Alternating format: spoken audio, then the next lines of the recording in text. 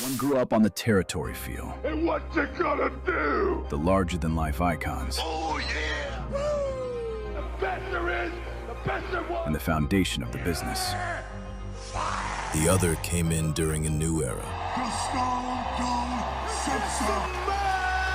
Now, both worlds meet in one place, breaking down Raw, SmackDown, premium live events, legends, hot takes, and everything in between. Oh, it's true! This is the 8301 Wrestling Podcast, the perfect address for wrestling talk. All right, well, how you doing? You back on the 8301 Podcast. It's your boy, Marcus Brown. And it's your boy, Chris. All right, so we doing this for the last week of April into the May 1st SmackDown. We're going to be discussing Raw and SmackDown this week. And also some more releases that we just found out about today.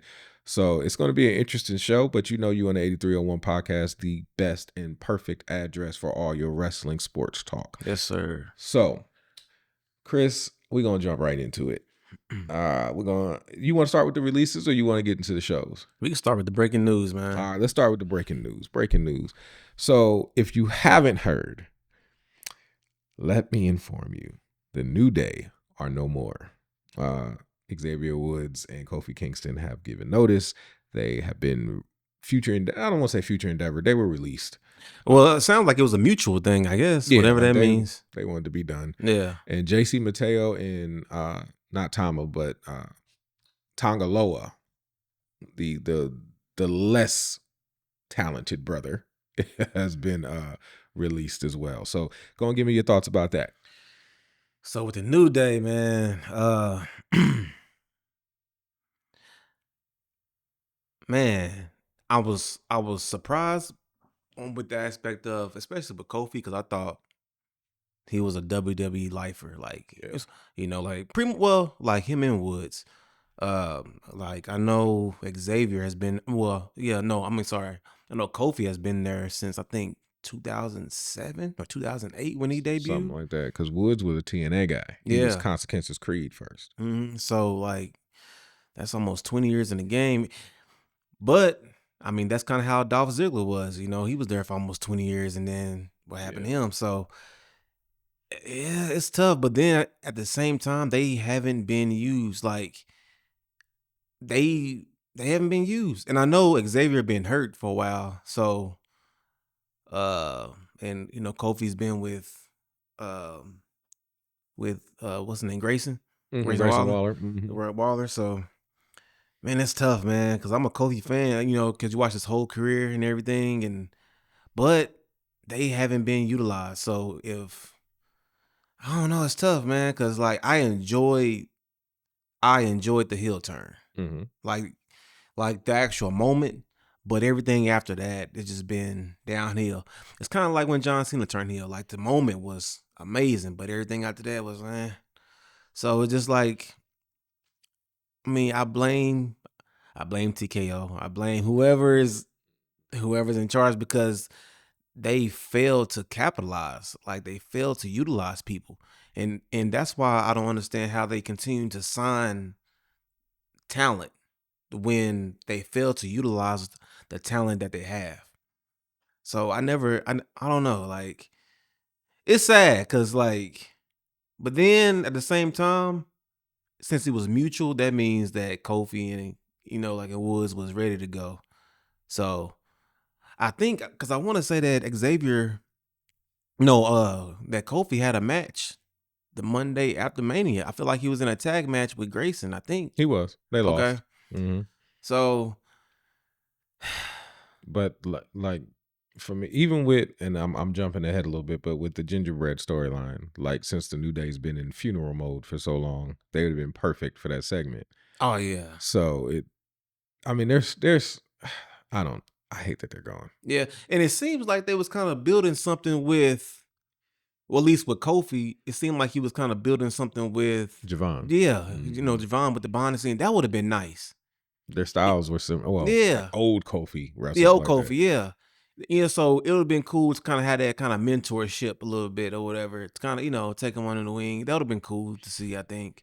Like kind of what they're doing with the Miz. Yes. So that'd have been perfect. Yes. So there was direction, but I get it. They're a tag team. I think Woods is hurt, so it just Yeah. it sucks.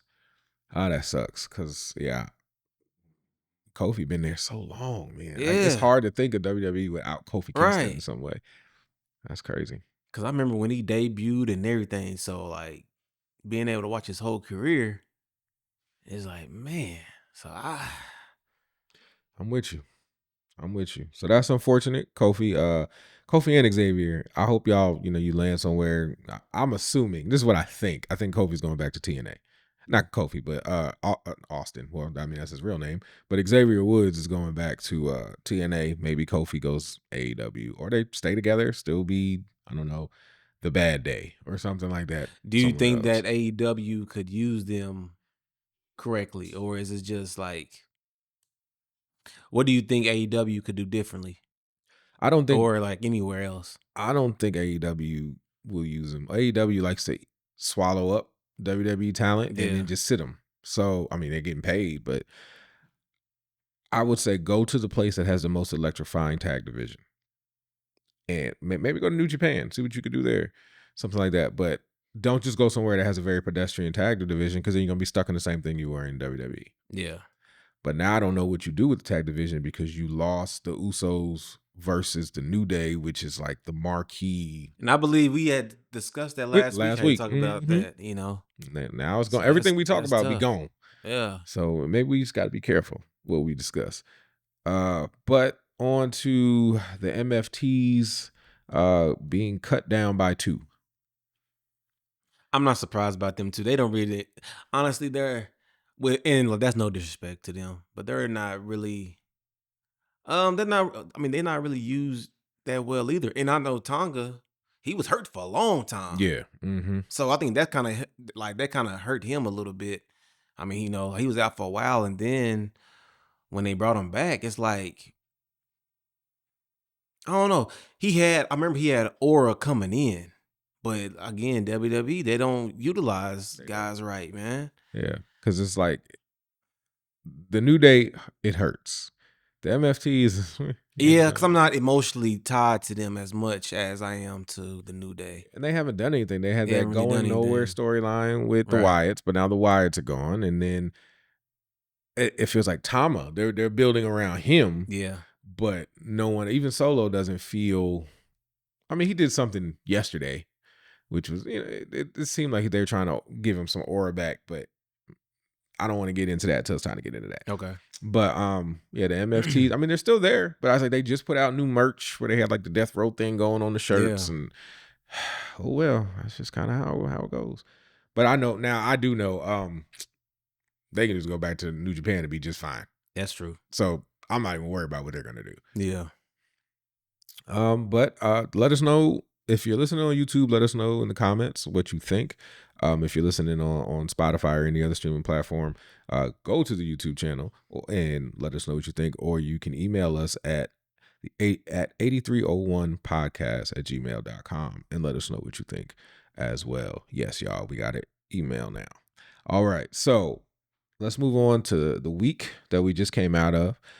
We got Raw. I believe Raw was in Phoenix, Arizona this week. So let's talk about the main topic on Raw. Roman Reigns finally accepting Jacob Fatu's challenge, but I like the Tongan death grip of it all. Yeah. The change that he's. I mean, Tongans are still like Samoans, but they're not. So it feels like he's moving himself away from, I'm gonna do everything that the family does, and now I'm doing technically the MFT's family move. Okay. Because Tama and Tonga, that's their father, Haku, who does that move.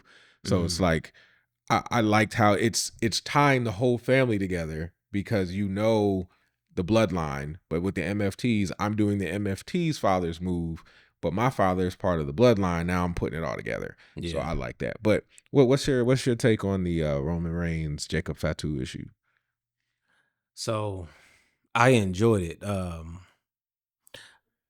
I love how because even though I mean, because I feel like Jacob is a full-fledged babyface now. I feel like they're really leaning into it now. But I like how they still keeping his aura. Like they not, because usually when heels, and really, I can't really call him a heel because he was just, I guess, like an anti-hero maybe, because I can't really call himself a heel because he was always liked ever since he came in the business. Yeah. But I guess he was on the heel side, I guess, or whatever. But I like how he hasn't been like watered down yet, because usually when they turn face, they be like a watered down version of themselves as a heel, and I hate that. So I like how they maintain it. I just with WWE and knowing how they do stuff, they're gonna have Jacob lose, which I wish they would just have him win. To be honest with you, He needs to. like I feel like they need because I feel like it's gonna be. It seems like a situation. See, I don't know if it's a situation to where Roman beats him and then he has to like submit and then he becomes a part of the bloodline, or if this is gonna be a storyline that carries on like into SummerSlam to where they just fighting each other. I don't know which direction that they're going into. But it would be really nice for them to just give Jacob the strap right now. So you think they need to just...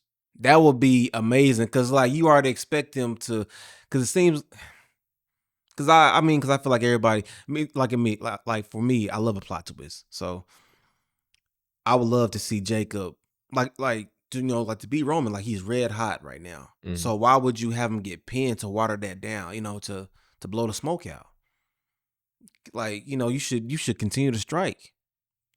I would say, like, because like that would shock everyone. Like having pinned Roman, and then you can have Roman. You can have him chase. Well, it don't even got to be a chase because, like I say, he really don't need. But Roman doesn't need the title. But he looks good with it. Just it fits him. It fits him with the belt. So I get why he has it. So I know they're not going to have him lose this early. He needs to. But that would really shake things up. It's a shocker. Jacob will be a great champ. Great. He all gas, no breaks with it. So, it is what it is. Do you still feel like Roman is untouchable, or do you think Jacob is kind of changing that? I don't think he's untouchable. Based off the way Raw ended, the way he was vulnerable and got and I like how Jacob just stopped talking. Because they were doing all this talking back and forth, and Jacob just crashed out. He was like, nah, he put that, I love that part. It felt realistic, but it felt hood too. Yeah. It felt authentic to, what we grew up in, because Roman was just going and he was just like, man, and just lost it. He's not about to little bro me. Yeah. That's what he was trying to do. He kept talking about him like as a little cousin, like you the little cousin, you the little cousin. And Jacob like, nah. I loved it. And then they really related. So that's just family fighting. Go and let them work that out. Yeah. But I love to just, man, I'm sick of stop talking. Yeah, stop talking. Too much. Yeah. So that's what I liked. I like this better than when he went up against Jay, because Jay felt like, I'm just doing this to defend my brother. Yeah. But with him and Jacob, it's just like you're not just gonna be talking to me like you better than me. Right. And that's what he was saying in the promo. Like, y'all out here, y'all was eating good, y'all winning championship, bloodline, all that. Y'all ain't come get me. Yeah. I'm just out here.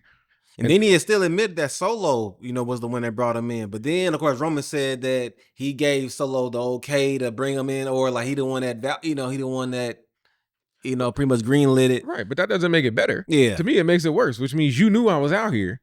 And it took somebody to bring me to you before you that's fine. Why didn't you just come get me? Yeah. So it's a lot. Now if they work the storyline right. And see, that's and that's what I hate about kayfabe being dead, because in the real life they close. They love each other. So I wish it was still some kayfabe left to where in real life they wasn't as so tight knit and lovely, because they'll really sell it even harder to where it's like a real legit. But I mean, even there's people, family members that you just be want. Every time you see them, you want to do something to them, but you love them to death because it's family. So even kayfabe being dead, I could still understand. Like, I still love that. That's my cousin, and we still successful together doing what we love. But you're gonna have to watch your mouth. Okay.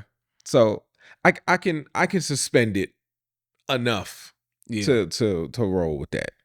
But I'm excited. It's this weekend, so Mhm. my wife was already asking if you was coming. Hey. So we'll set it up and run it one more time. Bet. Let's figure out what we're gonna eat. Maybe some lamb or something, but we'll see. All right. So next we're gonna talk about Seth Rollins challenging Braun Breaker at Backlash. So who do you think needs this more, Braun or Seth? Honestly, as weird as this, I don't think it does any of them favor. And I'll say this because them being together was short lived. Because I feel like they were supposed to be together way longer. Like I feel like the injury kind of messed everything up. Because I feel like they were supposed to be together at least a year, and I think Okay. they was only together a couple months. Yeah. So And everybody started getting hurt. yeah, so I feel like it could have had. So the storytelling of the group is like it's not as emotionally tied like the bloodline. You know, the bloodline they had 4 or 5 years to build all those emotional ties to each other and whatever. To where this, like I say, and then Braun even said this. Like Braun was already like a household name. Like he was already on the rise. He really didn't need to be with Seth. He didn't need Seth's help to help him come up. Like he was already there. He was already doing his thing. And he said that. Yeah, and he said that. Like So, I don't need you. right. So as far as winning, who see that, man? I feel like because I said they both don't need it, but now they both need to win. Seth, like, just from a business standpoint, Seth has given a lot as far as like he takes a lot of losses. Like he puts a lot of people over. He does. You know. And Braun, he definitely doesn't need to be putting anybody over right now, you know. It's tough because I don't want to see Seth get pinned, but then Braun doesn't really need to get pinned either because I feel like that hurts his credibility. You know, he's the badass. He's, But he ain't. Braun ain't that guy to me. He just. Why you think that? His character is like he's crazy. I get it, and turns red, and he runs fast and spears people, but his character doesn't resonate with me at all. Even and I'll even say this about his character plus the fans.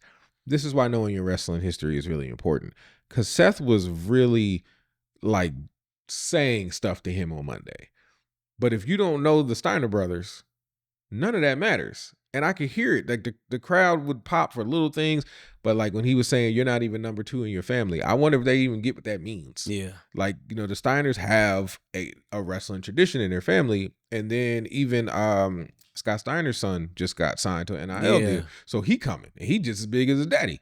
So it's like that's what I thought he was referring to was his brother, but he was probably referring to his dad and him. Yeah. It's like you them two are better than you. Yeah. So it's like it's a lot of shots he was taking that don't land if you don't know history. To know that Braun's a Steiner or who a Steiner really is. His personality is his father and his uncle kind of mixed together. He sounds like Scott when he talks. But it's just I don't know. He's nothing. It just feels really hollow to me. He just seems like I guess I like to fight. Like I don't know. Like I don't know who is Braun Breaker. He's a badass. How though? Because you haven't won gold. You haven't done anything. You haven't really won anything. He had the Intercontinental title. Did he? Because I don't even remember it. That if like his whole reign was. He had a couple of reigns, I think, with the belt. Very forgettable ones then, because Braun Breaker he's just not. He don't mean nothing to me. I feel like I don't know, because like I want to like him. He's just boring. Boring? He's boring. He's a terrible promo. He had that one good promo when he really went in. I love that one. But other than that, he's not a good promo. He's not. Nah, I don't agree with that, man. Come on now. See, now you put him in the same category as like a Goldberg. No. I'm not doing that. No. I would never do that to Braun Breaker. And if he ever, by some form of imagination, hears this, you are nowhere near in the category of Goldberg as a promo. You are levels. You are The Rock. If we're going to compare him to Goldberg, okay, we're not doing that. That's not what I mean. I'm just saying when I hear his promos, I'm not like locked in. If that makes like Seth, like when he was making fun of Seth and holding his nose, trying to be funny. You didn't like that? No. Like I didn't. Like, come on, bro. Like, to me, honestly, you have Paul Heyman. Don't talk. What made Brock, other than the fact that he was Brock Lesnar, amazing, he didn't have to say anything to you. He just let Paul do all talk. Paul, you talk. I'm just going to hurt people. To me, that makes you more bad. I don't need to say anything. And if you get me to say something on a microphone to you, I'm definitely going to hurt you. Like that's the character to me. That's truly bad. Like I don't speak, but if you do the wrong thing, I will speak, and you don't want that. So you don't think his in-ring work makes him like? Oh, his in-ring work is amazing. His in-ring work is amazing. I'm not taking it. But shouldn't that make him bad right there? Shouldn't that make him boom? Yeah, no. His in-ring work puts him in a very high class. I'm just saying, as a total package, one, I hate his gear. His gear is trash. I don't think he's not like a terrible promo. He's just not that good. His in-ring work though, I will A+. I love it. But he's just like, even when he first came in and he was dressing like the Steiners from the 90s. Now he's trying to move into like the 2000 Steiners where they had like the shiny gear. His is more matte, but it's the same. Pull away from them. You're not even using the Steiner name. Pull away from it. To me, even with the barking, you're not your father. Pull away from it. If you're not going to use the name, don't use the persona. But maybe that wasn't his choice with the name. You got a point. Because we hear them all talk about that. They come in and then it's just a list of names. Pick one. Yeah. Okay, I'll give you that one. But for me, with the barking, like, don't be your dad, man. If you don't have the Steiner name, I'm not saying don't be a Steiner, but don't do the Steiner-esque things. But maybe that's a tribute to his father and his family to say, hey, this is who I am. Okay. I concede then. I'll give you that one. I have no argument. All right, here we go. Moving into the Intercontinental Champion. I want to apologize. I forgot Penta was the champ last week. Man, that was disrespectful. It was, and I'm so sorry. I feel really bad about that. So Penta beat Rusev, and that, I don't know.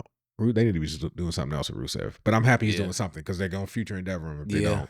And then we had Ethan Page show up, and then my boy Javon Evans, he bouncy, pop it in there. So do you feel like with Ethan Page being added to it, and I think he's just like the replacement for Ray or something like that, but do you feel like it's getting cluttered, or do you like the fact that all these people, does it make the belt feel more important because like everybody wants it? I feel like it makes the belt more important. Okay. Because, and maybe it's the personalities that's in the ring that makes it. I mean, but I enjoy it. I don't know. It feels like a different energy. Like to me, it doesn't feel like they're just lumping a bunch of mid-carders together. I feel like it's important. I don't know. I'm more invested into that. Like, and maybe it's because of Penta and just Penta's aura, and then Javon, because they all got auras going on. They all got their own thing. Rusev, So I enjoy it actually. Like I said, I don't know exactly what their plans are for Rusev long term, or even in the short term. But I do like that he's on TV. Mm-hmm. They need to just bring Rusev Day back. Just bring it back. But I mean, maybe they need the heel that kind of like that, that persona still. Okay. But because I don't know who would replace that. Even though I feel like the whole, and even I think they kind of mentioned that, like, I don't know if it's like a reality era or whatever, but well, in certain storylines, they lean towards like, okay, this is like a good guy and this is a bad guy. It seems like they just letting whatever the crowd like is cheering, whatever they're leaning into that. So it's kind of like hard to put a label on someone that, hey, like this is a heel. No, Rusev's, he's definitely a heel. Yeah, he definitely a heel. But if he was getting cheered, I feel like they wouldn't. It seemed like they're kind of allowing that to, they not, because usually they'll try to shy away from like if a heel was getting booed, they'll try to do stuff to make the crowd stop them from cheering them or whatever. It seemed like they're kind of getting away from that, which I like, because I hate how they do that. I'm like, okay, the crowd is cheering for you. Like, why y'all trying to ignore that? Okay. But but currently, Rusev is definitely a heel. Go ahead. No, I was going to ask you, who are you rooting for? Because I'm conflicted between Javon and Penta. I'm conflicted too, because that's how and that's how I was at at WrestleMania, because like I knew it was either gonna be Penta or Javon. Man, I like them both, honestly. Yeah, it's tough, man. And I kind of don't like them seeing them going against each other in terms of the persona, but as far as just working, like, you remember, yeah, it's dope. Yeah, love but that. As far as like, I don't know, but I do feel like Javon's gonna be the next champion for sure. I feel like whenever Penta lose, it has to be Javon. That OG cutter he hit on Monday was nice. Man, Rusev took it well.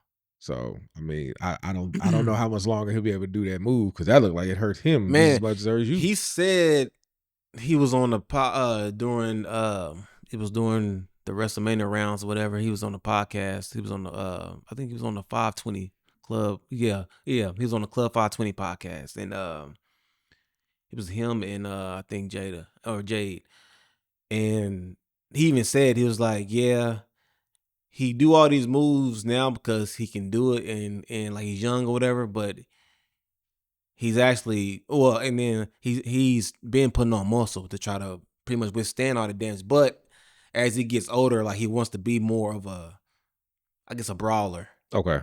Like, he wants to be able to be more of a brawler, like, as he gets older, because like he knows, like, being at jumping from that, you have a short term, your because that look, because he be up there. And I can't see you 35 years old. 35 years old doing that. So so he said he wanted to, like, as he kind of gets more, I guess, ingrained, he wanted to kind of like pick his spots more. But he going all out right now because that's what the crowd want to see, and that's what, then he said he bases it off of the crowd that night, because he said some audiences might not pop harder for other stuff, or so he kind of gauges like what he does based off the crowd. But he says, like, eventually he wants to kind of like, tone it down, or kind of, add more, be more seasoned, I guess, to his repertoire. I feel that. Kind of pick his spots more. All right. So next we got Becky Lynch retaining her Women's Intercontinental Championship over Io Sky, and then Asuka comes in and interferes. I'm trying to figure out why, now that Kyrie's gone, now we're finally getting this match that we should have got forever ago. Right. Should have been at WrestleMania, honestly. It should have been at WrestleMania. It just, I don't want to say I don't care. I'm just not as invested anymore. Yeah. Part of me, I was wondering if they was doing, because they was chanting, like they started the Kyrie chants, like really loud, and somebody online had posted that you can tell that Asuka was, they thought that Asuka was less invested because she, or I guess her body language felt like she was hurt about, about Kyrie not being there with her. And they said, like, the red flag, because she was waving a flag. They said people thought that was to like acknowledge, like, the it was to acknowledge the crowd that was chanting her name and stuff. But I was wondering if they was trying to pull another R-Truth situation, but that would be insensitive. Even the R-Truth thing, that was just totally like fanfare, like organic, because so I'm like, well, they can't be like a situation to where they release Kyrie on purpose, or like in kayfabe, just to make it, and then to bring her back at Backlash and to get this big pop. That's not gonna happen, because then they'll be insensitive to the people that actually got released for real. That, and why would she do that? Oscar would have had to give her permission if we're staying storyline. She didn't do anything without Oscar's permission. So it's like, how do you tie that in to where she's been? Everything I've read though says she's already back in Japan. Like she dipped out immediately. But it ruined the storyline for me. It does, because she was the main catalyst. Because everybody was, waiting on Kairi to turn, like to really, to finally stand up to Asuka, and they've had this big moment. Mm-hmm.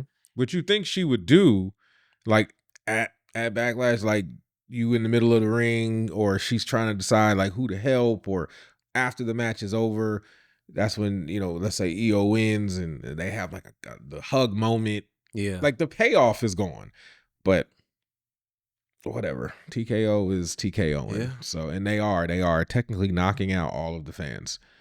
Rey Mysterio beat El Grande Americana. Yep.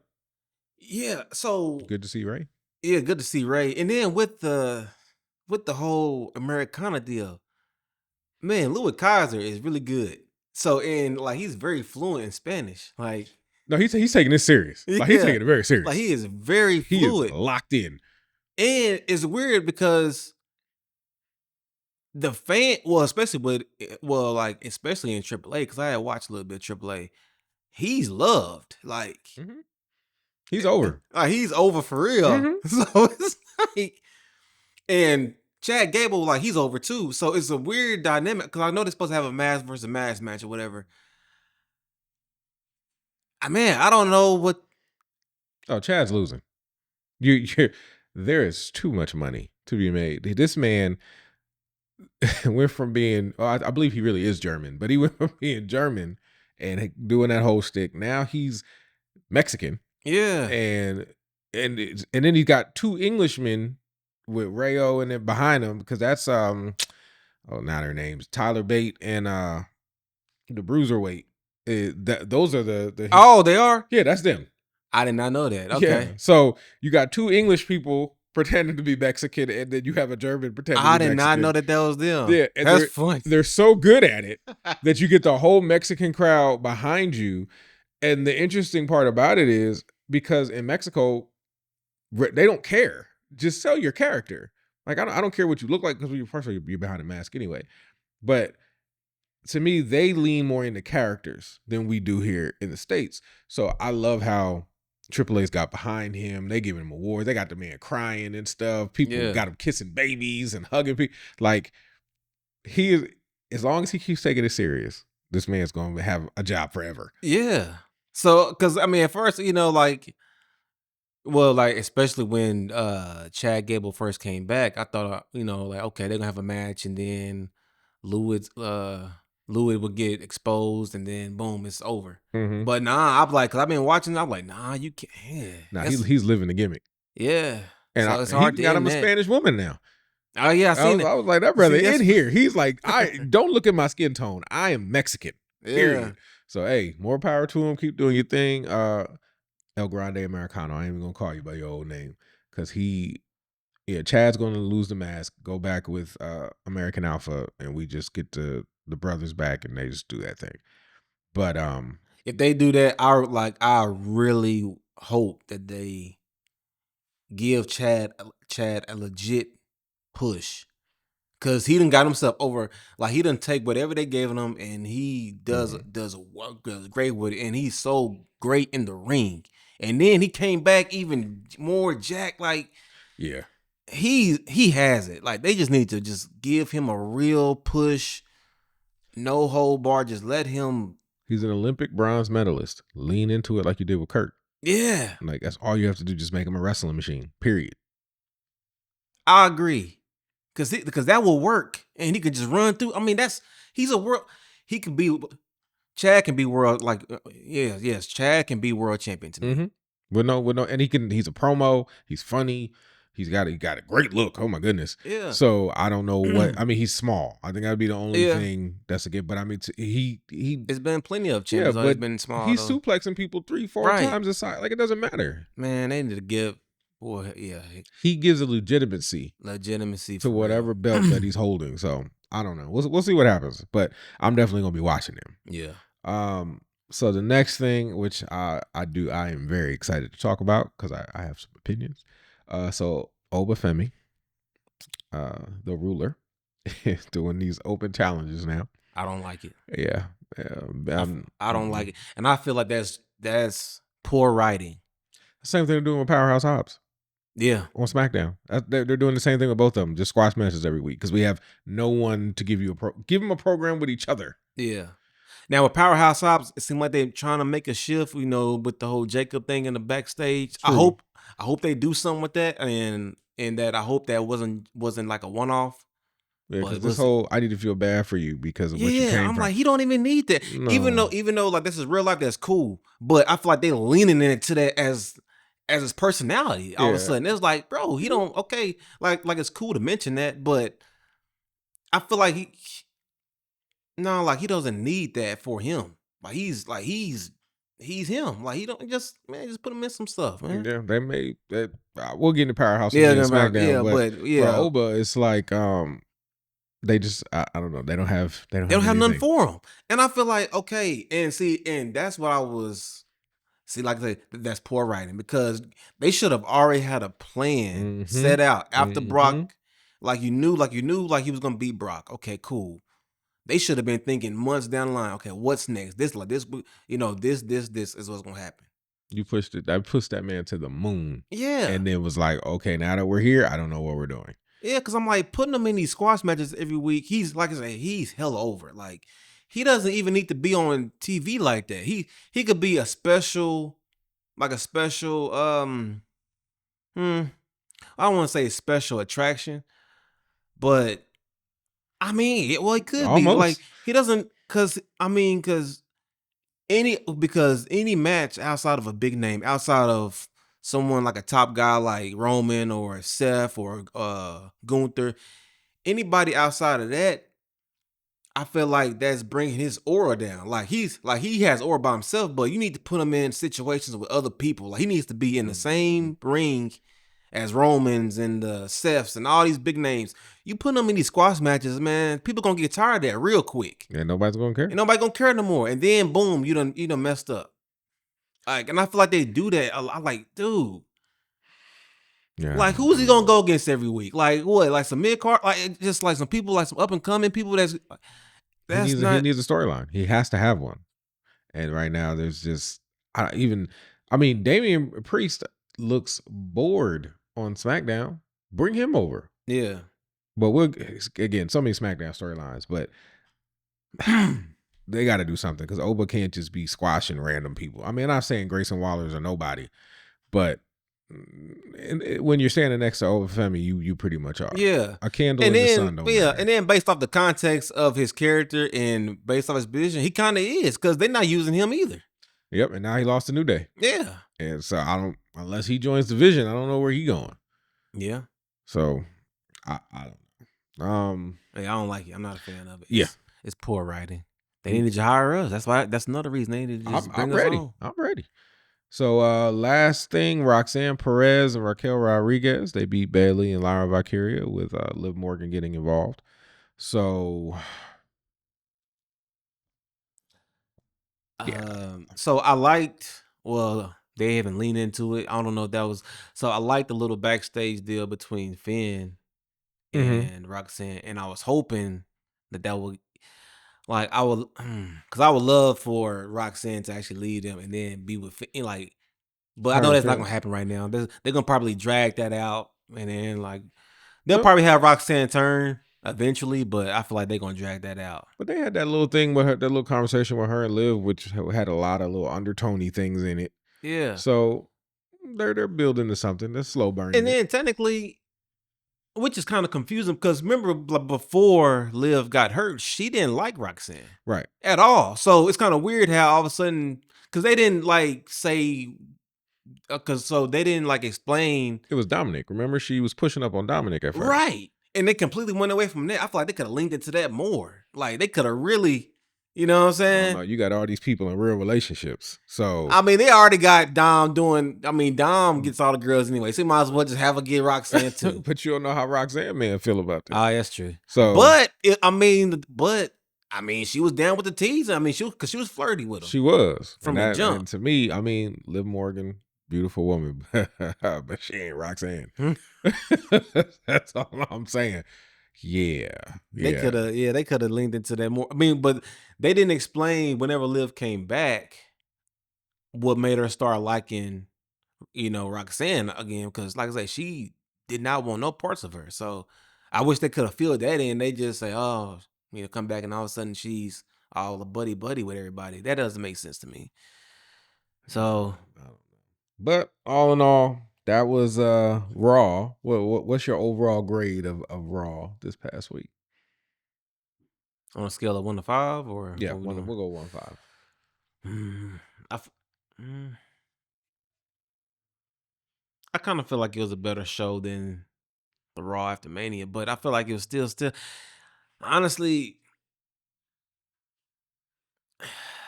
I mean, and maybe I should just lower my expectations.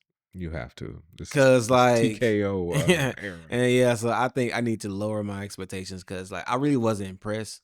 Like half the time I was, flipping back and forth between the playoffs. And, and thunder up, let's go. Moving on. But man,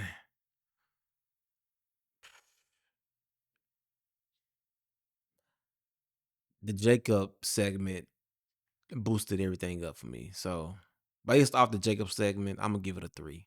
Same place I was at. Same place. Yep. And that's being generous. Yeah, that's being generous. Yeah. All right. So y'all out here, tell us what y'all think. Was it 3 stars? Was it more? Was it less? Let us know as we move into our SmackDown section. SmackDown, I do want to say this with SmackDown. I knew this, but so many things are going on in life, I totally forgot. SmackDown took place in Tulsa, this week. We're in Oklahoma City. We could have went. Normally we go. We went to Raw when it was here. I forgot. And when you text me, I was like, man, we can make it to Tulsa in time. But then when you said TKO prices, I was like, yeah, I ain't going. Yeah, I'm just not doing that. But it emanated from Tulsa, Oklahoma. Shout out Tulsa.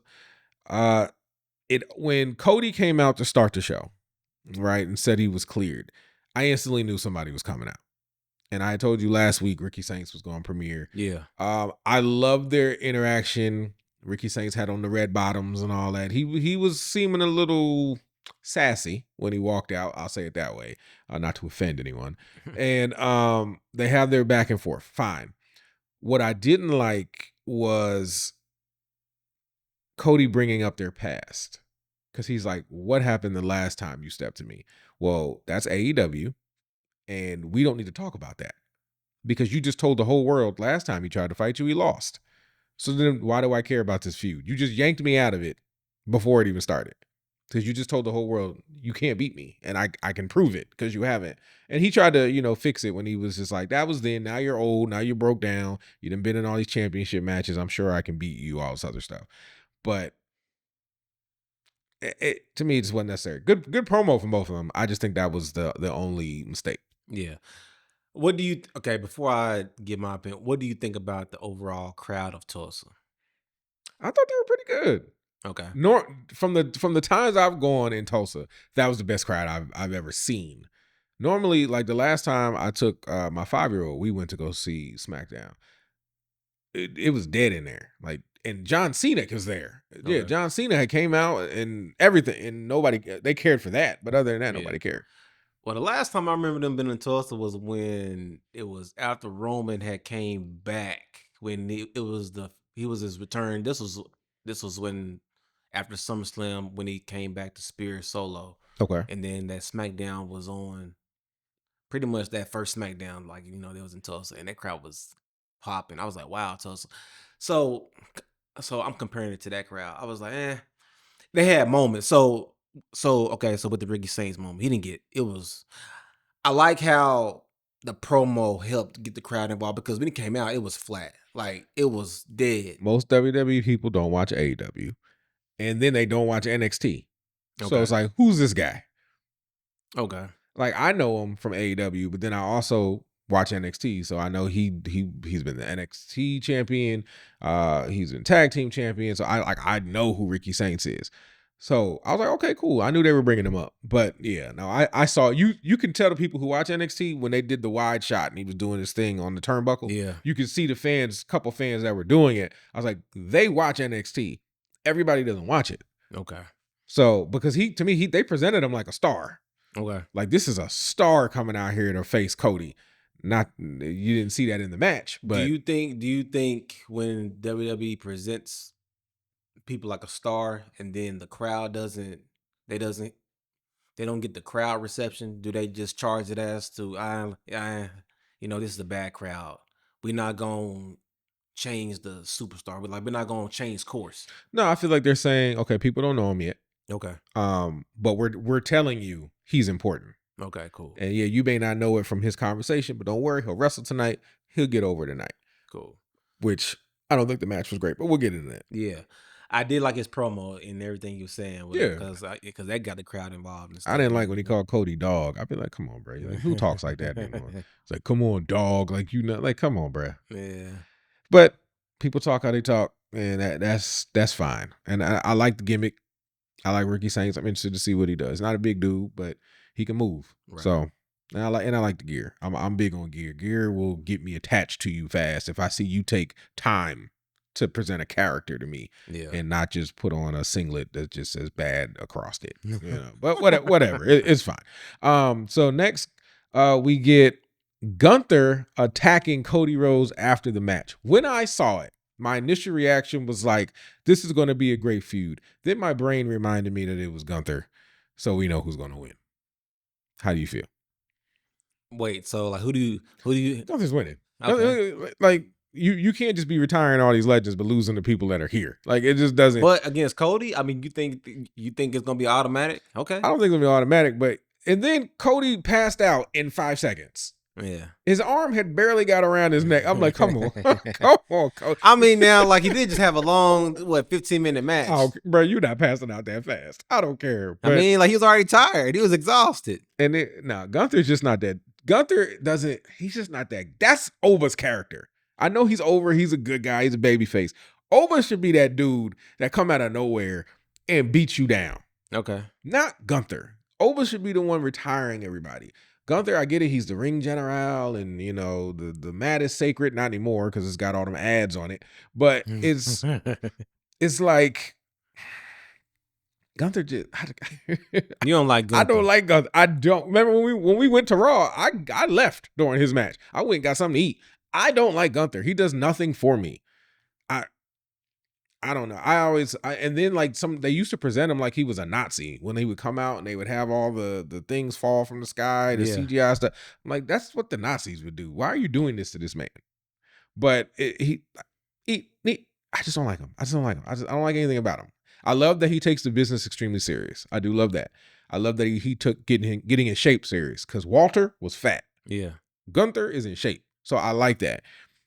The slaps and all that's cool, but it's just I like Gunther because like I feel like he brings that legitimacy, and then he's a he's a no nonsense type of character. Okay, I agree. And so I feel like that just brings a certain amount of aura to him. Like that just is a certain amount of seriousness. You're like, okay, yeah, like he's not here to play. Yeah, but I'm just gonna choke you, man. We're done. And then everybody. So first it was a super kick that was overused. Everybody named Mama was doing it. Then it's the spear. Now it's the power bomb. Like, I'm not saying this. The Indies do tons of moves, and I know WWE has their rules. But you got Gunther doing the power bomb. You got Oba doing the power bomb. I know they do it differently. Oba's is kind of like the last ride, but he sits out with it, and then Gunther's is just like I'm just gonna break the back of your head open when I slam you on this mat. So I see the differences, but it's a lot of characters are feeling like the same people. Okay. With just like different backgrounds. Like when we get into Powerhouse Hobbs, that's why I keep saying that's like Oba Femi on SmackDown. Like, but just not presented the same. Yeah, right. Presented the same. I just don't feel a lot of connection anymore. Like I used, maybe I'm getting old, but I just don't feel, because like Javon, love it when he comes out. Penta loves it when he comes. And he has a connection with the crowd. But I feel like part of that is WWE's fault, the way they presented people. Like, I agree. And I mean, of course, we'll tap into the Powerhouse Hive later, but yeah, I'm pissed about the way he's being presented. I'm just a poor black guy. That's really all I see. Mhm. But we'll get there. JC Jane beat Charlotte Flair. Where of course Rhea Ripley comes out. They had the little thing beforehand. Yeah. I was just like, sure, Rhea, we know you're coming out there. That was like a waste. To me, all that was, hey, everybody at home, I'm gonna be coming out here in a minute. Don't worry, you're gonna see me. That's what that felt like. That's kind of been Rhea Ripley the last 2 years. Yeah, I'm saving. She comes people. out and saves. She makes a save, and everybody can see her, and she can smile. Yeah, she stick get the her tongue big out. pop, and then she do that. That's literally what she was last year, all year last year. But I'm gonna give JC Jane some credit. You pinned a 14-time champion, so congratulations. I know that's a big deal. It presents Fatal Influence as a problem. Yeah, immediate. I like what they're doing with the NXT talent. Like they're not being presented as, look, they just got promoted, and we're giving them some time off the bench. And that's how they used to do them. Right now, it's like, nah, these is legit contenders. Yeah. Like they coming up here to do something. Right. So I think Charlotte losing was a good decision because it wasn't clean. So Charlotte still has something to stand on, but JC has something to stand on as well. Right. And that now we got, everybody coming. Now they're coming for the tag team titles. You got JC coming for like whoever she's coming for. But it just really, it helped them more than it. Like it didn't hurt Charlotte. It didn't hurt Alexa. It didn't hurt Rhea. It didn't hurt any of them. It just elevated Fatal Influence. So if JC Jane wants to wrestle Rhea for the title, it's believable. Right. I just watched her beat Charlotte Flair. So yeah, I think they're making the right decision with them. Yeah, and they have heat, like legit heat. Seems like with them. Yeah. So I was hoping for the boos again. Yeah, they wasn't booing like that. that's why I said Tulsa. I don't know, man. Yeah, Tulsa be up and down. They kind of dropped the ball. Should have brought their behinds to the city. That's where you need to be. Yeah, that's true. But they will. Once we get our new arena built, they're not going to Tulsa no more. I guarantee you that. They stay so? Right. Yeah, come on, man. You know how big that's gonna be. I think it's gonna be one of the biggest NBA arenas. So we might get a pay-per-view or PLE. Excuse me, I gotta stop saying pay-per-view. But because we don't get PLEs because they think we're too small of a town. But you get that big arena, we about to go back to back. Have we ever got a PLE or Nope, pay-per-view? never. It's always like the night after that they come here. Okay. They want to do the big cities for PLEs. Even back in the Jim Ross days? Nope. Okay. Oklahoma City would get Raw. Yeah, we get Raw a lot, yeah. Tulsa get SmackDown. That's kind of how it goes. But I'm excited. I've never been to a PLE other than the one WrestleMania I went to, but I've been to tons of Raw, SmackDowns. I've been to WCW Saturday nights. I've done all that stuff. But yeah, I would love to go to it. It's like a PLE. That would be dope. Next, Damian Priest and R-Truth retained against Fraxium. I'm going to say this. I love the lead into it with Damian coming up thinking that R-Truth was setting up a match, but they were talking about taxes. R-Truth is just R-Truth. He's just funny. Yeah. It's just period. Like it's weird still. Like he looks old now that he got his hair off. So I can see his age, but he's still like hilarious. And then the match showing Damian Priest is like, I'm better than all of you, but this is my boy. So we take, because it's like when he got annoyed with everything, he was like, Truth, get out.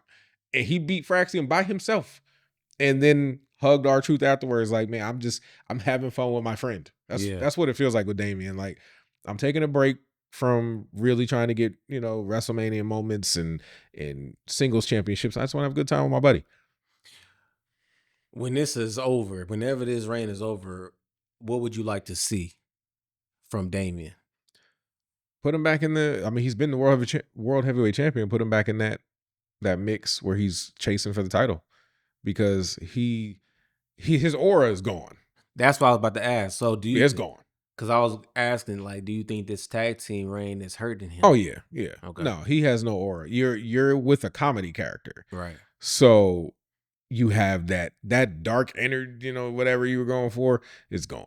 How do you think he should get that back, or what? He got to go heel. He can't be a good guy. He can't. Because all I'm going to do if you stay good is attach you with R-Truth, which is the comedy character. And Truth is beloved. You're with him, you're loved too. So he's got to do. I'm not saying turn on Truth. Don't do that. Yeah, don't do because that's different kind of heat. Yeah. But just like have the heat of I want my championship back, and I'm gonna do anything to get it. To me, I like those heels because they have a purpose. They're not bad for bad sake. Right. So, it's kind of like Drew. Yeah, just like where is Drew? But That's what I'm saying, yeah, just like Drew.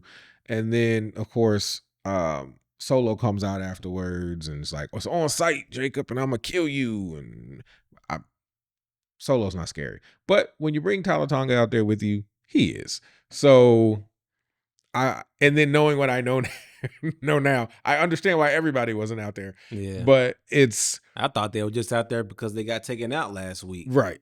But I mean, those two still work. I think they're dynamic, they're height dynamic and all that stuff. And one talks, one doesn't. How he just gave like that nod and all that stuff. So I like them together. Solo, he's good on the microphone. He be cracking me. I know he's not supposed to be a funny character, but I always like, even when he gets mad, I get laugh. Yeah. I be laughing at home. Like, man, sit your butt down. It's just, I don't know if it's the hairstyle or what, but he just be making me laugh. I don't find him scary at all. That's how I respect it because he went from being scary. Whenever he was the enforcer, he had like a certain aura. Like when he didn't really talk, he was just, hands. But now they put a mic on him and he just like the character timing is. And what I like, it feels like everybody's going to go against everybody. Like the MFTs are going against the Bloodline, who's going against Jacob, who may even get his own thing. But it just feels like there's like a war coming, which makes sense because War Games is coming pretty soon. So I don't know. Do you think Zilla's coming up? I hope so. I love Zilla Fatu. He got an attitude problem, but I mean, brothers. I was thinking if they going, because they got to replace those two. If you bring Zilla, he's got to be with Jacob, and the chaos the two of them can bring together. They would be the most over thing on the show. The most over thing on the show. I feel like they have. Yeah, I would for sure. How would you build? If Jacob, something happens, Jacob gets jumped, and he realizes he needs help, which they kind of pushed with Powerhouse. Not Powerhouse anymore, with Royce Keys, but to have Zilla family there, and now you got the two crazy cousins together, that should, and then it let it not like strike fear, but strike a chord with the MFTs and the Bloodline. Like, all right, we got to be careful because these two together is dangerous. Something, because I know there's one more of them. I forgot his name, but he just as wild as them two. You put them three together, there you go. Yeah, because he had mentioned because like he was on the Club 520 podcast talking about Zilla, and then something about I think another brother. Yeah, there's one more. He's just as wild, be jumping off everything, does all the craziness. I just can't remember. I cannot remember. I think it starts with an A, but then what's this man's name? I don't know. I'll have it next time. But there's three of them. Okay. Who do you think he was on the phone with? That's a great question. Maybe Zilla. I don't know. Hopefully. I'm pumped for that. Yeah. You get Umaga's kid in there. Like I'm ready. Everybody's stealing his daddy moves anyway. Might as well bring his son up there. So yeah, that's gonna be great. The Miz, Kit Wilson, the Danhausen stuff. So this is what I'll say about Danhausen. I don't dislike Danhausen. I'm just not the greatest fan. But my son loves this man. Yeah. When that music came on, this boy running through the house cursing everything. You are cursed. That's all I kept hearing. So they got money with Danhausen when it comes to these kids because he is locked in. Oh yeah, with Danhausen. But the segment, it was a segment. It killed some time that we could have been watching a wrestling match. But whatever. I would have liked to see, and maybe they're doing a slow burn. I would have liked to see Miz join up with Dan. I would like to see Miz put on the face paint and do all that. I would like that. I could see that happening. I mean, it's just good. I just feel like, I know they're having a match at Backlash and whatever, but are they all having a match at Backlash? Yeah, okay. No, I saw the poster for it. It came out like right out, a little bit after the match. They posted it online, so they'll be going against each other. Yeah, Danhausen's merch probably going crazy because I know, because now they're giving him. He went from being like backstage all the time. Now he's like, he getting time. Yeah, because I was already. My son's like, Daddy, I want a shirt.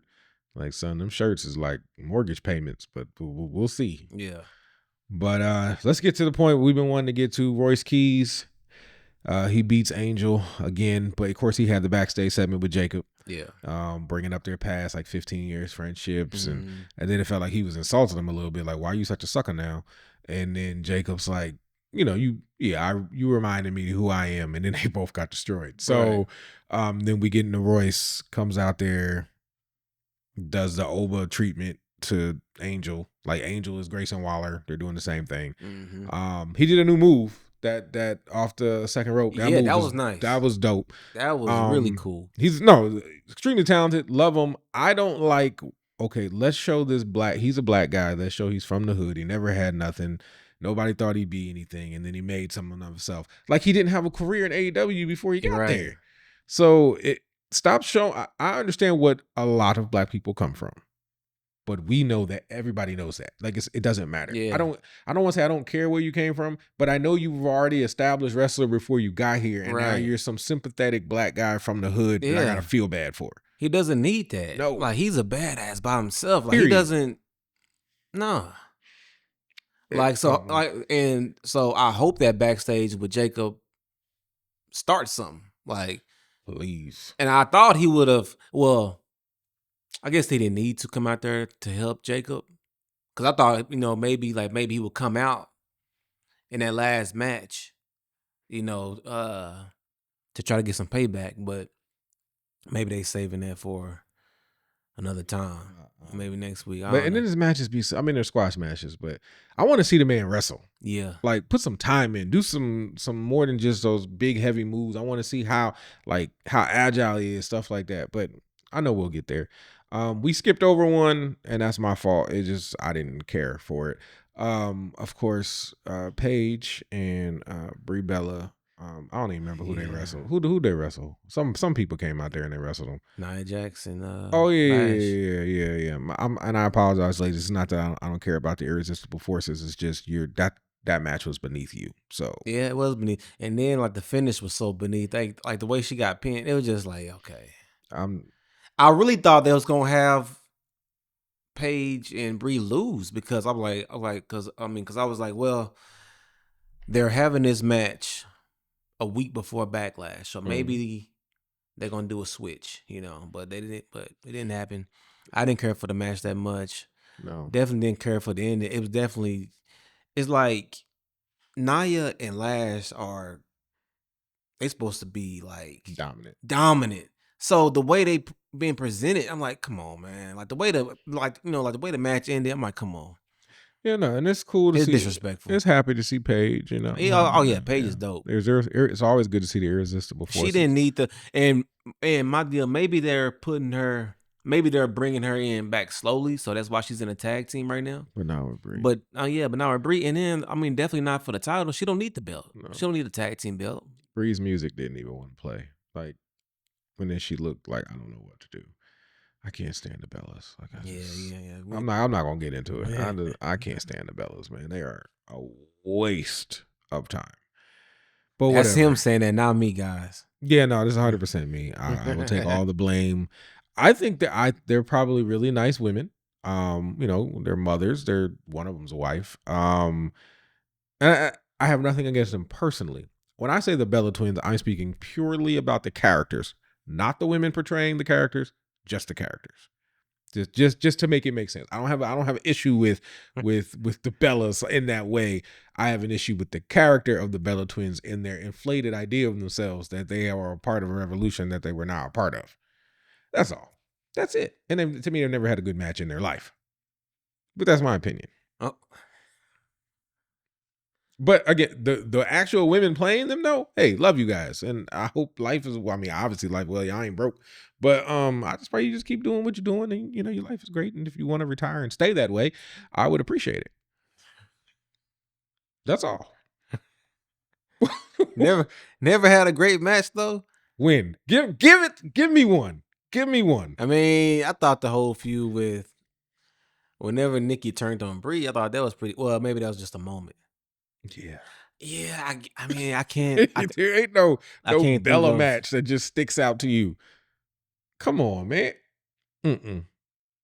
Nope. Let's move on to the next. Only thing Bellas that stick out to me is when John Cena proposed to Nikki. That's it. And I was like, oh, that's nice. And you see how that worked out. So here we go.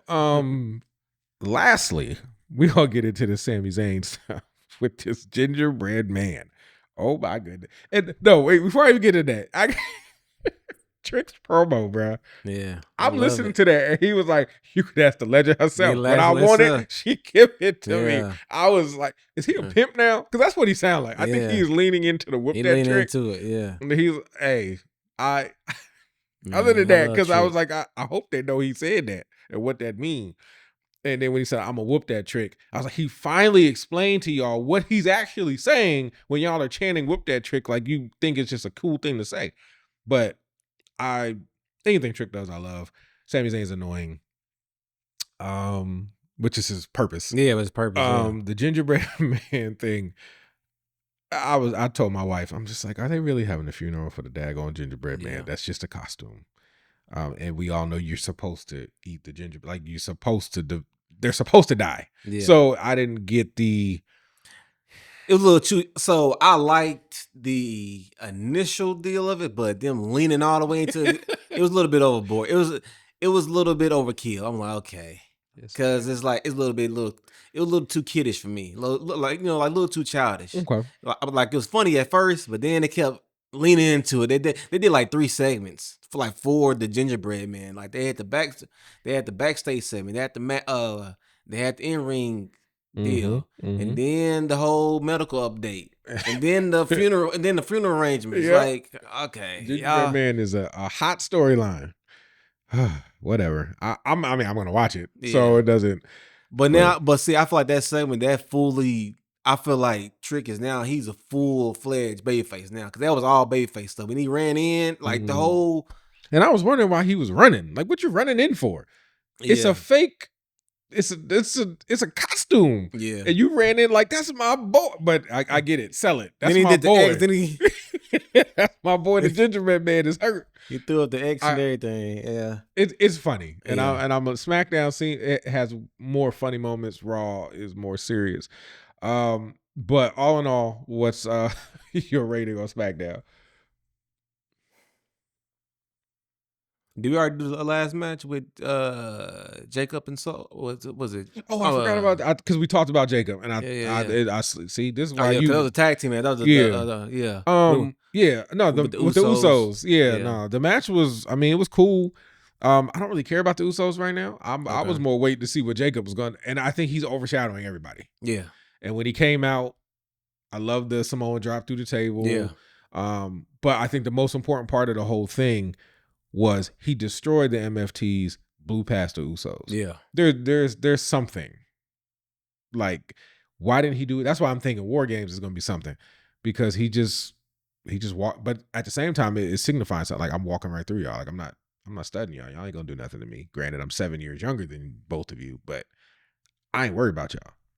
How many other people are left? Because it would be cool. Because I like the dynamic of Jacob having his own faction. and then like a triple threat War Games. I would love that. I mean, when it's Samoans, it's an infinite amount of them in that family, but no, with Zilla and the other one and Jacob, and then you got the 3 MFTs is left. You got the 3 in the blood.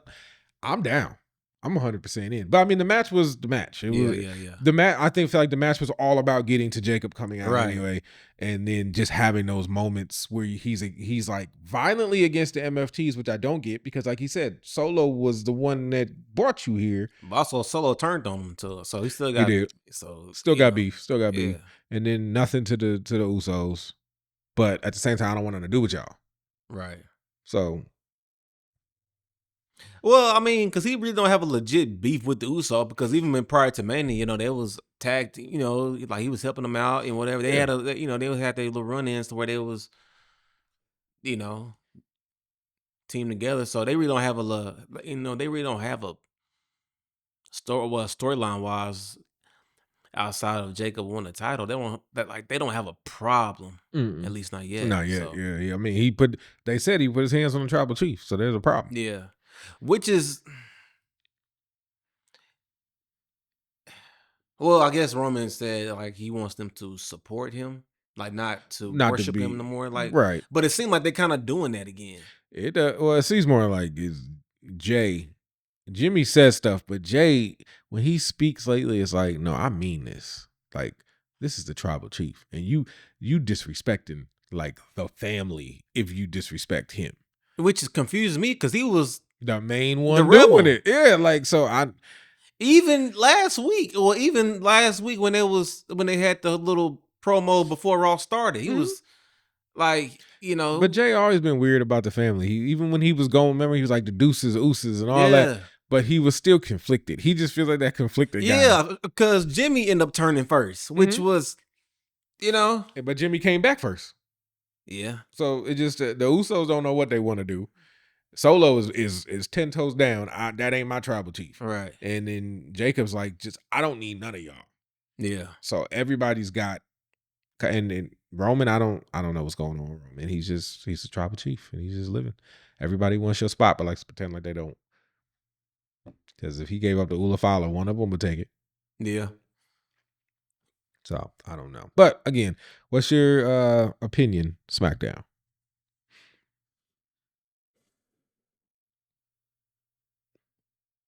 I feel like I enjoyed it a little bit more than Raw. Are we doing 0.5s or whole Yeah, numbers? if you want to, of course. I'll give it a 3.5. Okay. I'm going to give SmackDown a 2. Okay. And I'm going to give all of the Jacob stuff a 4. I'm going to separate the show. Oh, you separate. Okay. Yeah, because I didn't want to get I didn't want to get in points for Jacob. Okay. Jacob is a show unto himself. Okay, that's cool. All right. But the show, was a 2. It wasn't holding me. Well, that's the reason I gave it a 3.5 was because of Jacob. Yeah, so it's even with mine, it still kind of evens it out in that way. So what would you say mattered more this week? Would you say Cody getting the new threatened Gunther or Roman finally agreeing to face Jacob? What was the bigger? I feel like the Jacob deal, that's the bigger storyline. Well, and plus they had like an extra week to establish Gunther and them. That just came out of nowhere. That just, I don't, because they've already went against each other, right? They went against each other. What, Gunther and them? Gunther and Cody, didn't they go against each other already? Was it at the it was the Saudi? Yeah, but I don't count anything Saudi Arabia. Okay, so that's just the money grab. I would like to see where they gonna go. See if they gonna really lean, which I'm assuming they're gonna lean into the match. I wonder if they're gonna like have a match at Backlash, or is that just because Backlash is next week. Cody said he just got cleared, so you think they gonna say, hey, it's gonna be Cody versus Gunther, and then it's gonna be for the belt. Yeah, maybe because they didn't have no time to build for like a title match. So maybe he's not really cleared, and they just want to get the belt off him so he can fix his eye. Oh, okay. Then that would make sense. That could be it. I don't know. But he had a whole match. Well, shoot, I didn't really see the whole match though with him and Ricky. So how well? How well did Cody look? He was Cody-esque. Okay. He didn't look. He kept grabbing his eye, but that's storyline. That's okay. kayfabe. So I don't know how it. He knows how it held up. You think it's something like it could be some kind of damage to his eye or something, and he just needs some time. All right, but we'll see. We'll see this weekend. See what happens. I don't know. But do you think if it is something wrong, do you think they would take the belt off Cody, or just have him keep the belt and then he go get fixed and then come back and then just keep the belt? Maybe let him keep it. I don't want Gunther with it, so let him keep. No, God no. He doesn't need it. I don't want Gunther to have anything. What he just no, I don't. No, maybe that could be an 8301 court question. Something about Gunther because I don't like that guy. Yeah, somebody got it. Yeah, he. Not for me. Not for me at all. Okay. Okay, so that's our Raw and SmackDown reviews for the week. Make sure, again, if you're listening on YouTube, you like, subscribe to the channel. Go ahead and give us your comments on our takes, both show. If you're listening on any other platform, again, you can email us at 8301podcast@gmail.com. We'd love to hear from you guys. Before we go, of course, we have to have our 8301 court debate. Should Chris Benoit's name be mentioned back in WWE? Absolutely not. Even just people just being able to say his name. I'm not even like talking No. about storyline. I mean, just No. Hall of Fame. I'm not even saying Hall of Fame. I mean, just He murdered a child. Absolutely not.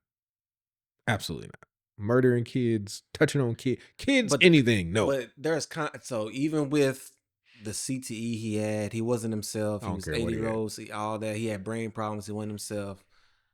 I mean, no. I got No grace for that, nope. right? I got PTSD, traumatic brain injury. I ain't hurt no kids. So I can't. But everybody's different. Everybody's receptive to different stuff whenever, I fought in the whole war. This man That's true. wrestled for some years. It's not the same. But like, if he would have just, and I hate the word I'm getting ready to say, it's going to sound so bad. If he'd have just killed his wife, sure. That's crazy. Like, okay, because that happens all the time. But your son, no, you killed a But child. it happen all the time. It seems like that's been happening. I mean, parents killing the whole family. That's happened. That's because these kids is crazy now. Kids is we went and gave kids rights, and kids is losing their daggone minds. But his son was he was like a kid, like 8 years old. Like, no, he didn't deserve to die. No, he killed his child. Absolutely not. He does not exist. Like I see in like the video games, everybody want to make Chris Benoit, and everybody wants to, let's just bring Chris back. And it's like, he was an amazing wrestler. But what did he do for the business where we need to bring him back? What do you mean by as far as? So The Rock, Stone Cold, Mankind, Triple H, Vince McMahon, like these are iconic characters. Hulk Hogan, Bret the Hitman Hart, Macho Man Randy Savage, Mr. Perfect, Roddy Piper. Like we can go on forever. A lot of people have Chris in their top as far as in-ring ability, and as far as he was like his top abilities 5 or whatever. He's way up there. I'm talking about impact on the business. What did he do? maybe influence on technical wrestling. A lot of people still use the crossface, Wrongly. Like they don't even diving do it, headbutt. Right. Okay. They used 2 of his moves. The suplex, the German suplex. And the snap suplex. He was big with that one Mm-hmm. too. Okay. I could give you that. And he's technical. I mean, from a small wrestler, I feel like maybe he had an impact on No, the I smaller was a wrestlers. fan. I liked Chris Benoit until he went psychotic. So in this situation, because I know some people can't separate the art from the artist, or from their real life, from the wrongdoings from what they did right. Mhm. So in this situation, you feel like, no, you can't separate the two. No, not. This is too big. No, I can't. Like the Vince McMahon stuff, I can separate that. You just freaky. That's fine. Whatever. I can live with that. Even the Stone Cold stuff, beating your wife, I could push past that. The Hulk Hogan, N-word stuff, I can ignore that. Murdering a child, I just feel like I'm doing something wrong if I give you a pass. Like I just can't. Why does the beating the wife and all that stuff get a pass? How is that easily more separated? Because or like beating or even killing your wife, how is that more easily, like acceptable? Well, I can say beating your wife could have been a weak moment. Killing your wife, I don't know the situation. Like, was she trying to kill you? Was it just problems? You could have had mental issues. You just couldn't leave her alone. I don't know. We could have conversations for days on that. I don't know what an 8-year-old could have done to make you murder him, to make you strangle that child to death. Like, I don't, and in the way, it wasn't with your hands. It was like a weight bar or something to use. So it was like to torture your child and kill him for what? Like I can't wrap. Maybe because I'm a parent, I just can't wrap my head around that. Well, I guess he was already sedated, so I guess he wasn't awake when it happened. But still, like I can never. I look at, if I'm thinking about my kids, because I have days where, don't get me wrong, I want to throw my children down the windows. Like I do have those days, but I can never hurt my kids. Now my wife, that's different. Than my wife. Whoa. That's different. Like I've What never are you trying to say? I've never hit my wife. Oh, but I would like no one puts me on 10 like that woman does. Like I would never hit her. But where it comes to killing your wife, like I get it. I totally get it. Because there's no one closer to you than that. So when they do certain things, when wives do certain things, the level of 10 that puts you on is so different. But you have to have restraint. You're a husband. You don't just beat and murder your wife. But and I know this ain't gonna go over well, especially when my wife hears it because she listens to this. But could I see myself murdering my wife? No, of course not. But have I thought about it? Sure. I definitely have. I've had my moments. Was that a long thought? Like you have a whole planned out thing? You know what? Oh, no, not like that. It's just sometimes when we arguing, and like especially early in our marriage, we've been married 21 years. Yeah. But I had days where I'm like, I'm about to get a bat, bust you in your forehead. Like, Dang. yeah, I just had because people just going. Because women have a tendency to talk to you like they a man. Okay. And then in your mind, it's like, I could easily show you not one, but then I'm going to jail. So it's not worth it. And then it's just you angry.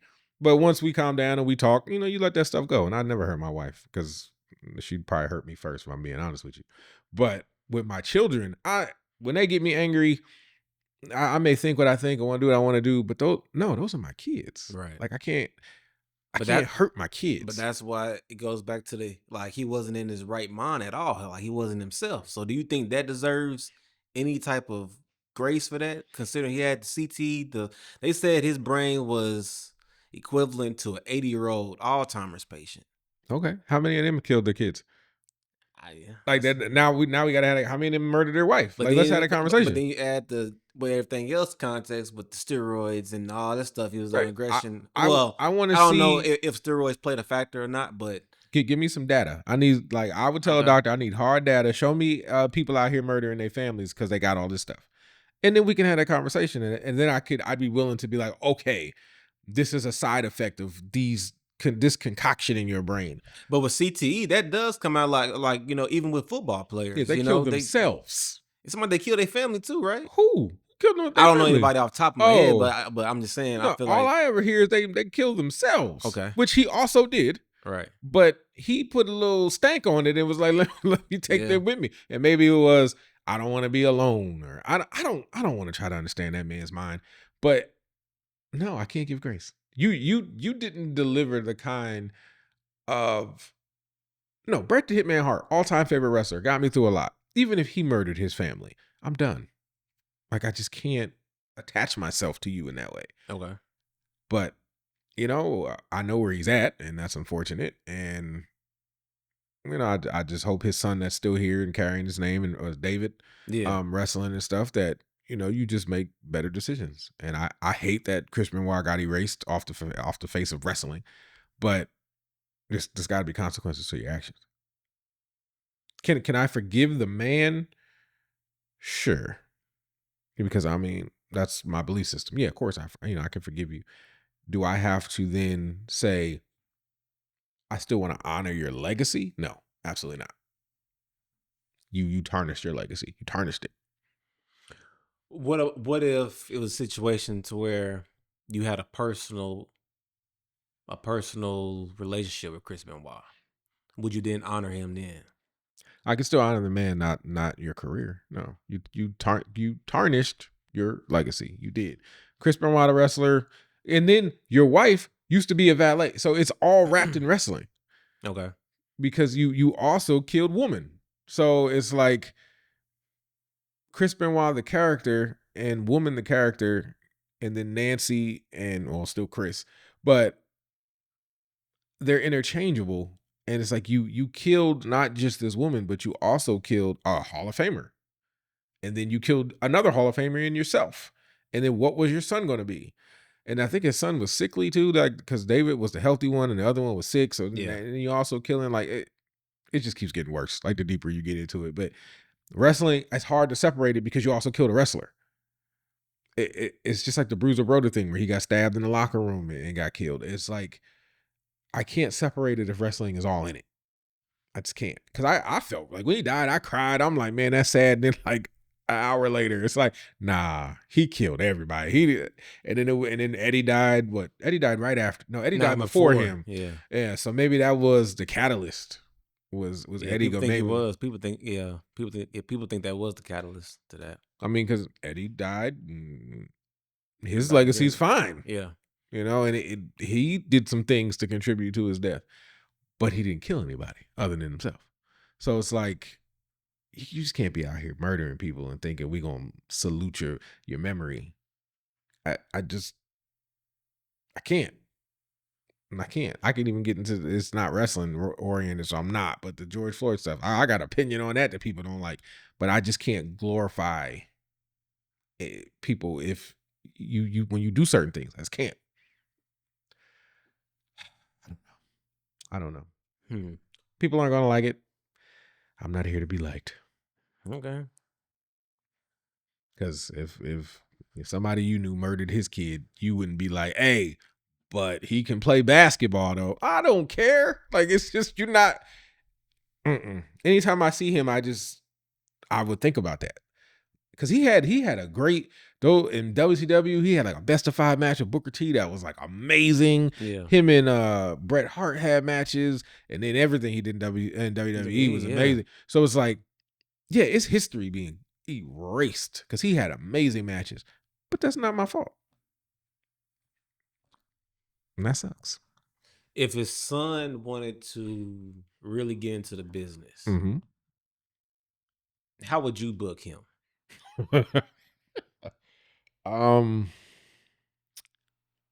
That's a great question. I wouldn't even talk about his father. I'm not bringing up that. Why not? Because I don't know. But it's obvious. It's like that's just like with Braun Breaker. Like, okay, that's obvious that Scott Steiner's his dad. Like, why not? Yeah, but I mean, even with but Rick's his father, and Rick said some racist stuff too that people didn't like. But to me, when old white people say racist things, I don't know why people are shocked. That's usually how they were raised, so it doesn't bother me. But when it comes to David wanting to live in his father's shadow, so to speak, or his storyline being tied to his father, I mean, it's gonna be tied to it. They're gonna, people are gonna talk about it regardless. I mean, there is no way to separate yourself from that because especially if you're wrestling, you might as well use it. I can see that maybe WWE making him like having survivor's trauma or some crap like that, which he might actually have because it's a real thing. But I could see them playing it up a bit, but who knows? Because they never did anything with the Owen stuff when he died. Bret did a tribute for him with Chris Benoit in WCW. Yeah, and maybe it's because he was in. I mean, maybe it's because he was already in WCW when it happened. Maybe. But I mean, the man fell to his death on your watch, and you did nothing. Like, there was nothing for Owen. They did like the 10-bell salute, and that's it. So, and that's why the family actually doesn't have, like, Owen's part of the family has nothing to do with WWE. Nothing. Yeah. So that's on them. But yeah, I don't know how, but Chris Benoit, that's a great question. I gotta think about that one. Because I'd want to make him vicious like his father. Yeah. Hopefully he has a monicum of that talent. But I'm not touching on the murder stuff. We're not doing that. Because he ever even got on the mic and say, "I'm gonna kill you." Hey, Benoit don't get to say that because we take y'all too serious. But that will put him at the top of the top. People will be invested. Sure. Okay. Yeah. How would you book him? I would book him like his name is David Benoit. And like, I'm not changing his name. I'm gonna make him the technician. I mean, I'm gonna make him everything that Chris was. Mm-hmm. I'm gonna go exactly that route, and I'm gonna lean into everything because people gonna come at him and try to do it. He's gonna be like, man, that's world champion. I would build him up. Yeah, I would build him up to be. Yeah, I would build him up like Chris Benoit. No. Because if he's going to wrestle, there's no way that you can like separate yourself from that. Like you're already engulfed in it. Plus, you're wrestling. Like your dad was an all-time wrestler, so you can't deviate from that. You might as well just lean into it and then just accept it, and then turn it into gold or green. I guess that because people will be so invested in that. Yeah, you better than me. I can't do that. Yeah. Whew. Yeah. That was a great question though. Well, that was our second episode of 8301 Court, dealing with Chris Benoit's legacy and should it be ignored or resurrected, so to speak. I'll give your opinions as well. Again, like, subscribe, put them in the comments. Also, if you're on any streaming platform, go ahead and hit us up at 8301podcast@gmail.com. But that has been the third episode of the 8301 podcast. I have been your host, Marcus Brown. This is Chris. And we will see y'all next week. Peace.